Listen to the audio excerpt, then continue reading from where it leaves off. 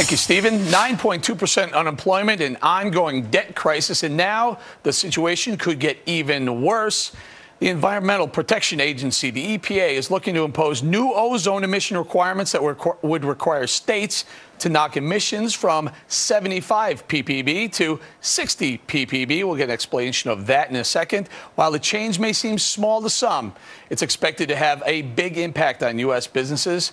George Jarkesy is an energy investor and managing member of the John Thomas Capital Management Group. Okay, sir, so tell us about this 75 to 60 ppb. What does that really mean in layman's terms? Well, in layman's terms, I think what's most interesting about it is if you look at the Yellowstone National Park, it at times wouldn't even comply with these specifications. So in other words, we're going to have to clean the air. You're talking about taking parts per billion of pollution out of the air, right? Is that what we're talking about? That's right. Yeah, parts per million. Yeah, that's right. Right now, currently, it's 75, and they're looking to reduce it to 60 to 70. All right. Well, give us a roundup. How much is this going to cost businesses in America? The American businesses are going to pay, on the conservative side, people think is $20 billion annually.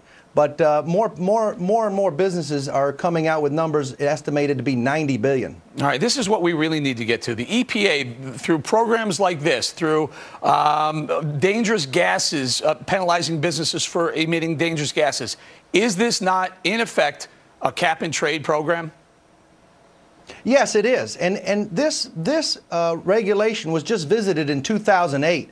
It's not really set to be revisited till 2013, and yet I think due to politics it's coming up significantly early. All right, so give us a sense of what the EPA is really going after here. They're going after pollution, they're going after mileage standards. Do any of these things, what is the effect on American businesses with all these regulations?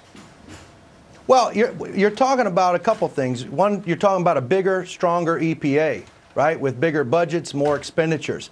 And anytime you talk about that, you're talking about that in a time when America's having trouble with jobs. And so the EPA, if they cut their budget by 1/3, it would create 1.2 million private sector jobs in America.